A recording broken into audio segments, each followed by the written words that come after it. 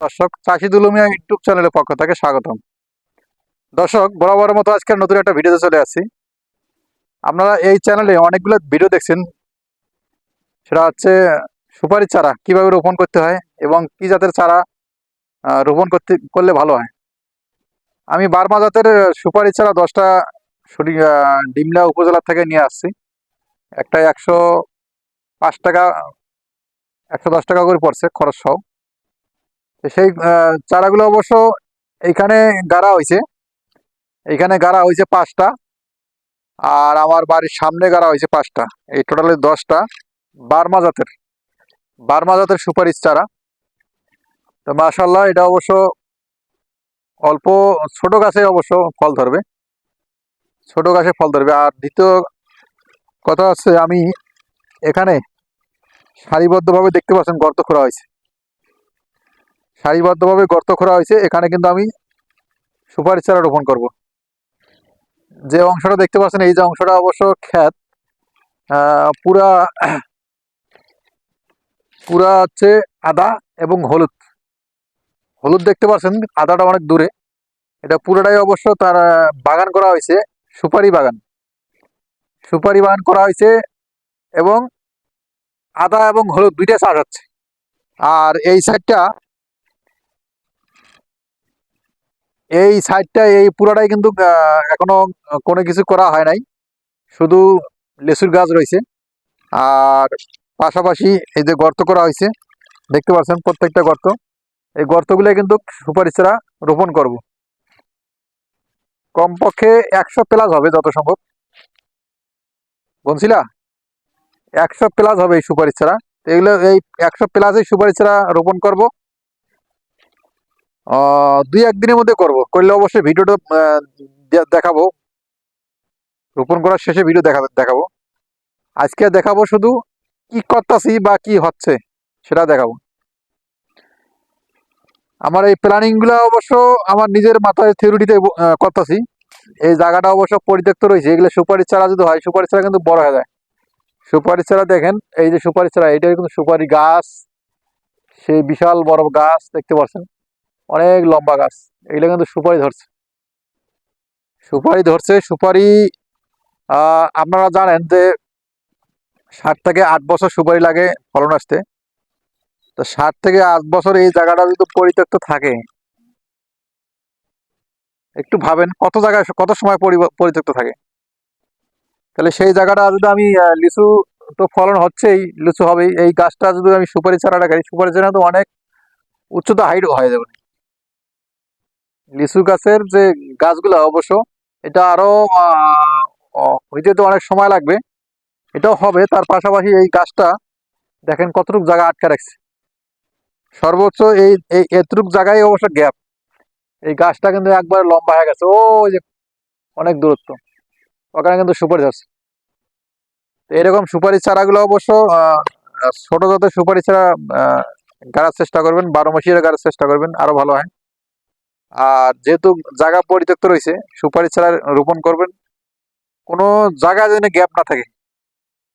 যে ফসল হয় সেই ফসলের চেষ্টা করবেন করার জন্য। আর একটা ফসল দেখাচ্ছি, দেখেন দর্শক, সেটা হচ্ছে কলা।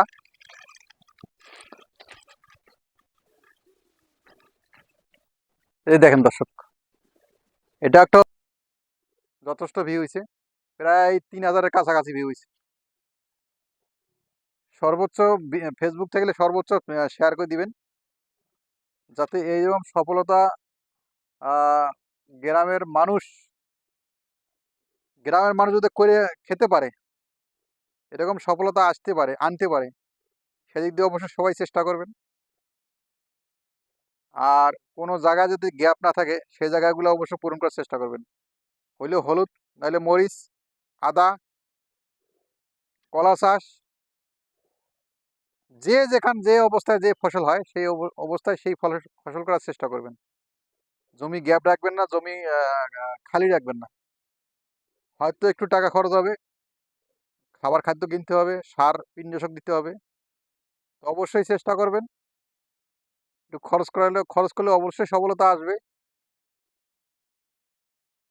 আল্লাহ পাক বলছে যে কাজ করো, খেদমত করো, পরিশ্রম করো, সফলতা দেওয়ার মালিক আমি।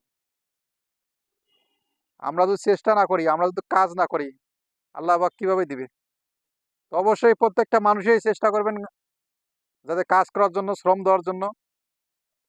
চেষ্টা করতে করতে অবশ্যই আল্লাহ পাক সফলতা দেবেই, অথবা অথবা একদিন পর। আজকের ভিডিওটা অবশ্যই পুরোপুরি দেখার চেষ্টা করবেন। আর চ্যানেলটা যারা সাবস্ক্রাইব করে নাই, তা অবশ্যই চ্যানেলটা সাবস্ক্রাইব করে দিয়ে রাখবেন। দিয়ে রাখার উদ্দেশ্য হচ্ছে যে আমি এই চ্যানেলে নিত্য নতুন আপডেট যে খবরগুলো, আপডেট যে তথ্যগুলো আমি কি করলাম সেটা অবশ্য আমি এই চ্যানেলে দেই। আপনারা যদি আমার চ্যানেলের কথাবার্তা যদি ভুল ত্রুটি হয়, যদি আমি রং বলি, তো অবশ্যই কমেন্ট করবেন। কমেন্ট করার অপশন খালি আছে। মানুষ চলার গতিতে অবশ্যই ভুল ত্রুটি হয়, সে জায়গায় ভুল ধরেই দিবেন। ভুল ধরে না দিলে তো আমরা তো বুঝবো না, আমরা তো বক্তৃতা আমরা বলবোই। আর আমি যেটা করি সেটা বলবোই। আমি করার মধ্যে তো ভুল আছে, অবশ্যই কমেন্ট করে জানাবেন। কলাটা 10টা ছড়া হয়েছে। কলাটা আজকে অবশ্য এই পাকা ডাঁড়াগুলা কেটে রাখছি। এগুলা ঢোনা বলে গ্রাম অঞ্চলে। এগুলা কাটা ঠিক না, এই যে কেটে ফেল দিছি। এগুলা কাটা অবশ্য ঠিক না, এগুলা কাটা মোটেও ঠিক না। কিন্তু আমি চাচ্ছি যে এই অন্ধকার হয়ে গেছিল এই কলার গাছটা, অবশ্য খোলামেলা না। এখানে একটা গাছ, মানে একটা গাছ, এই একটা, তিনটে সাইডে 6টা গাছ আছে। এই 6টা গাছের মধ্যে খোলামেলা না, এটা আস্তে আস্তে বড় পরিসরে, মানে প্রাথমিকভাবে ছোট পরিসরে হবে, আস্তে আস্তে বড় পরিসরে বাড়বে। তা আপনারা প্রথমে একটা কলা দেখছিলেন এই চ্যানেলে প্রথমে, দ্বিতীয় কিন্তু এখন 2টা কলার গাছ দেখতেছেন। আস্তে আস্তে বাড়বে। আমি দেখতেছি এটা কলা যথেষ্ট ভালো কলা এবং ভালো হচ্ছে।